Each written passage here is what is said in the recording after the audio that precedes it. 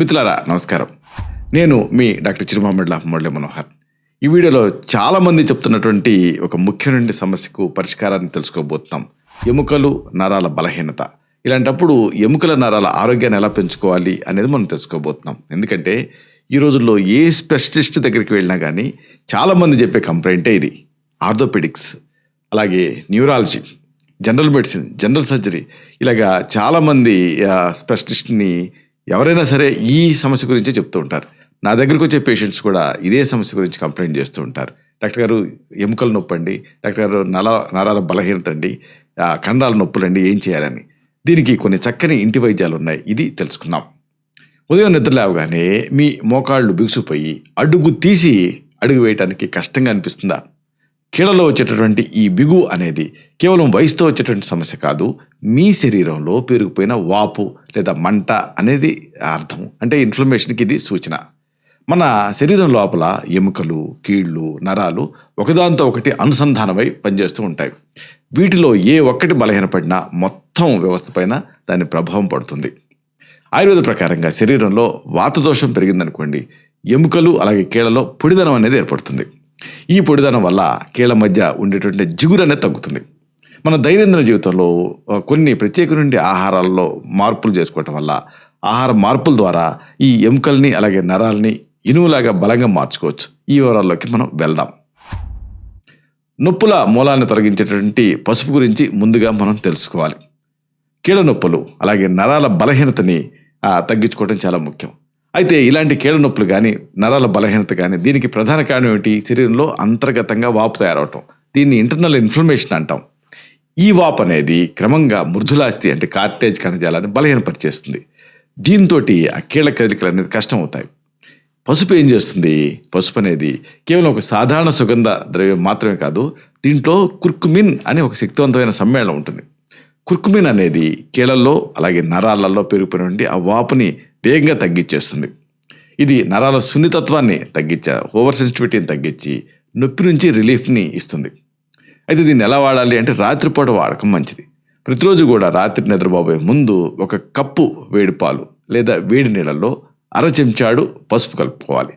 దీనికి ఒక చిటికెడంత మిరియాల పొడి తప్పనిసరిగా యాడ్ చేయాలి. మిరియాలు అనేది పసుపులో ఉండేటువంటి ఆ కుర్కుమిన్ శరీరం గ్రహించేలాగా చేస్తుంది. బయో అవైలబిలిటీ అంటారు దీన్ని. నిద్రలో మన శరీరం మరమ్మతు ప్రక్రియలో ఉన్నప్పుడు పసుపు లోపల నుంచి ఆ కీళ్ళని కోలుకునేలాగా చేస్తుంది. పసుపు ఒక పెయిన్ కిల్లర్ లాగా వెంటనే పనిచేయకపోయినప్పటికీ కూడా క్రమం తప్పకుండా వాడుతూ ఉంటే సమస్యని మూలాల నుంచి తొలగించేస్తుంది. ఇక ఎముకల బలానికి నువ్వులు ముఖ్యమైనది. దీని గురించి కూడా మీరు తెలుసుకోవాలి. చాలామంది ఎముకల బలహీనతని లేదా ఎముకల తాలూకు బలహీనతకి కేవలం కాల్షియం లోపం మాత్రమే కారణం అని అనుకుంటూ ఉంటారు. కానీ ఆయుర్వేద ప్రకారంగా ఎముకలు బలంగా ఉండటానికి వాత దోషాన్ని నియంత్రించే జిగురు పదార్థాలు అవసరం. నువ్వులు అంటే చతుర్వేద స్నేహాల్లో ఇది ముందు ఉంటుంది, గుర్తతైల వసామజ్జాలలో. ఈ నువ్వులు అనేది ఎముకలకి పుష్టినిస్తుంది. అలాగే ఇది ఎముకలకి సంబంధించినటువంటి ఆహారాల్లో ది బెస్ట్ ఆహారం అని చెప్పొచ్చు. నువ్వుల్లో కాల్షియం ఉంటుంది, మెగ్నీషియం ఉంటుంది, ఇది ఇంపార్టెంట్. అలాగే ఆరోగ్యకరమైన కొవ్వులు కూడా పుష్కలంగా ఉంటాయి.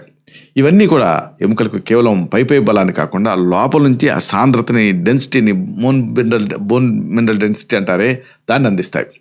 అయితే ఇక్కడ ఒక డౌట్ వస్తూ ఉంటుంది, చాలామంది పేషెంట్స్ అడుగుతుంటారు, డాక్టర్ గారు నల్ల నువ్వులు మంచిదా తెల్ల నువ్వులా అని. ఇక్కడ నల్ల నువ్వులు తెల్ల నువ్వులు పోల్చినప్పుడు సాధారణంగా 40 ఏళ్ళు దాటిన వాళ్ళు, పాత కీళ్ళ నొప్పులతో బాధపడేవాళ్ళు నల్ల నువ్వులని ఎంచుకోవటం మంచిది.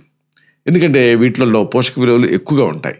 అయితే జీర్ణశక్తి తక్కువ ఉందనుకోండి, అలాంటప్పుడు మాత్రం తెల్ల నువ్వులకి ప్రిఫరెన్స్ ఇవ్వాలి. తెల్ల నువ్వులను వాడటం సులభంగా ఉంటుంది. రోజు కూడా ఉదయం పరగడుపున రాత్రంతా నానబెట్టినటువంటి ఒక చెంచా నువ్వుల్ని నోట్లో పెట్టుకొని బాగా నమిలి తినాలి. వీటిని కాస్త వేయించి కూడా తీసుకోవచ్చు. నువ్వుల్లో ఉండేటువంటి సహజసిద్ధమైనటువంటి ఆ నూనె కీళ్ళల్లో ఆ పొడిదనాన్ని తగ్గించి లూబ్రికేషన్ లాగా పనిచేస్తుంది. ఇక రక్త ప్రెషర్ని మెరుగుపరిచేటువంటి వెల్లుల్లి గురించి, గార్లిక్ గురించి మనం మరీ చెప్పుకోవాలి.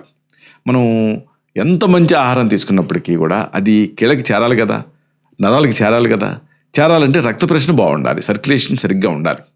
వెల్లుల్లి అనేది ఈ రక్త నాళాన్ని శుభ్రం చేస్తుంది, రక్తాన్ని పల్చగా ఉంచుతుంది.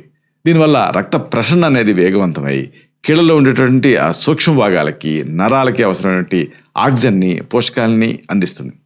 వెల్లుల్లిలో ఉండేటటువంటి సల్ఫర్ సమ్మేళనాలు కీళ్ల అరుగుదలని నివారిస్తాయి. అయితే వెల్లుల్లిని ఎలా వాడాలి? చాలామందికి ఇది డౌట్ వస్తూ ఉంటుంది. రోజు ఉదయం 1 లేదా 2 వెల్లుల్లి రెబ్బల్ని కొద్దిగా చిదిమి 5 నిమిషాల పాటు పక్కన ఉంచండి. అలా చేయటం వల్ల దాంట్లో ఉండేటువంటి అల్లిసిన్ అనే పదార్థం క్రియాశీలం అవుతుంది. మామూలుగా అయితే నోట్లో పెట్టుకొని నమిలి తినాలి, కానీ ఆ ఘాటు కొంతమందికి ఇబ్బంది ఉంటుంది. అలాంటప్పుడు చిదిమి అక్కడ పక్కన పెట్టాలి. ఆ తర్వాత దీన్ని అంటే చిదిమినటువంటి ఈ వెల్లుల్లిని నీటితో కలిపి తీసుకోవాలి. ఒకవేళ పచ్చి వెల్లుల్లి పడలేదనుకోండి, పడకపోతుంటే మీకు పెనం మీద లేకపోతే కుక్కర్ మీద కొద్దిసేపు అలా ఉంచితే అప్పుడు అది కాస్త మెత్తబడుతుంది. అప్పుడు దాన్ని తినచ్చు. ఇది చేతులు కాళ్ళలో వచ్చేటటువంటి తిమ్మిర్లు, మంటలు ఇలాంటి వాటిని చాలా ఎఫెక్టివ్గా నివారిస్తుంది. ఇక అతి ముఖ్యమైనది కీళ్ళలో ఉండేటువంటి ఆ బిగుతుని, ఆ స్టిఫ్నెస్ని తగ్గించే మెంతుల గురించి చెప్పుకోవాలి. ఉదయం లేవగానే ఆ కీళ్ళు జామ్ అయినట్టుగా కొంతమంది కనిపిస్తూ ఉంటాయి. ఇది శరీరంలో విషతుల్యమైనటువంటి వ్యర్థ పదార్థాలు అంటే టాక్సిన్స్కి పెరిగిపోయినట్లు అర్థం. మెంతులు అనేది ఏం చేస్తుందంటే కేవలం ఆ చక్కెర వ్యాధికి మాత్రమే కాదండి, ఈ కీళ్ళ నొప్పుల నివారణకు కూడా చాలా అద్భుతంగా పనిచేస్తాయి మెంతులు. ఇవి శరీరంలో ఉండేటటువంటి ఆ అనవసరమైనటువంటి వ్యర్థాలని తొలగించేసి జీవక్రియ అంటే మెటబాలిజాన్ని, ఆ ప్రక్రియని మెరుగుపరుస్తుంది మెంతులు అనేది. మెంతులకి ఉండేటువంటి యాంటీ ఇన్ఫ్లమేటరీ గుణాల వల్ల కీళ్ళ వాపును కూడా వేగంగా తగ్గించేస్తాయి. అయితే ఇది బెస్ట్. దీన్ని అసలైన యూజ్ ఏంటంటే నివారణగా బాగా పనిచేస్తుంది. రాత్రిపూట 1/2 చెంచా మెంతుల్ని 1 గ్లాసు నీళ్ళలో నానబెట్టాలి. ఉదయం ఈ గింజలను బాగా నమిలి తిని ఆ నీళ్ళు ఉంటాయి కదా, ఆ నీళ్ళను కూడా తాగాలి. ఇది కీళ్ళ చుట్టూ ఉండేటటువంటి ఆ కణజాలాన్ని పటిష్టం చేస్తుంది. ఉదయం వేళలో కనిపించేటువంటి ఆ కీళ్ళ బిగువు ఉంటుందే, చాలామంది ఎర్లీ మార్నింగ్ స్టిఫ్నెస్ కంప్లైంట్ చేస్తూ ఉంటారు. ఆ స్టిఫ్నెస్ని తగ్గించడానికి ఈ పద్ధతి చాలా ఎఫెక్టివ్గా పనిచేస్తుంది. అయితే మరి దీన్ని ఇన్కార్పొరేట్ చేసుకోవటం ముఖ్యం. అంటే ఆరోగ్యకరమైన దైనందిన ప్రణాళిక అంటే హెల్దీ డైలీ రొటీన్ అనేది మీరు తెలుసుకోవాలి. ఇప్పుడు చెప్పుకున్నటువంటి ఈ 4 పదార్థాలని రోజు ఎలా తీసుకోవాలి, ఒక క్రమ పద్ధతిని పాటిస్తే రిజల్ట్స్ అనేవి చాలా ఎఫెక్టివ్గా ఉంటాయి. ఉదాహరణకు ఉదయం వేళ రాత్రి నానబెట్టినటువంటి 1 చెంచాడు నువ్వులు, 1/2 చెంచా మెంతుల్ని కలిపి బాగా నమిలి తినాలి. ఆ తర్వాత వెల్లుల్లి రెబ్బల్ని చిన్న చిన్న ముక్కలుగా కోసి అల్లిసిన్ అనేది యాక్టివేట్ అయిన తర్వాత అప్పుడు తీసుకోవాలి.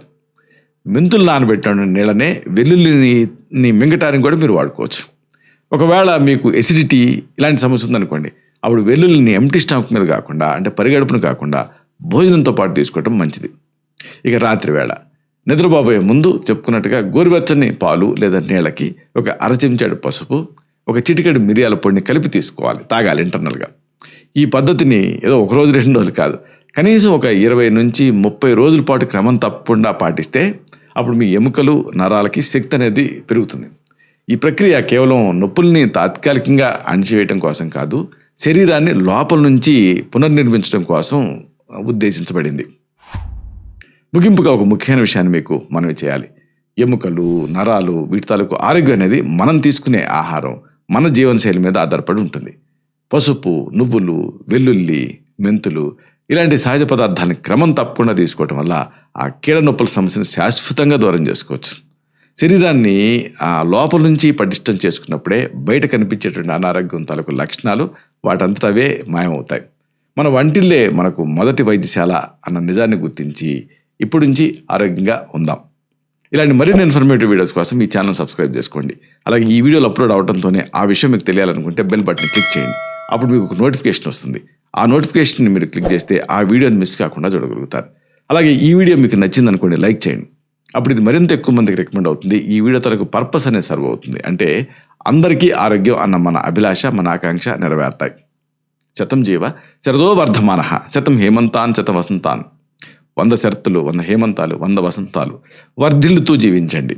Stay healthy, stay happy, be positive, keep smiling. Love you all. శుభం.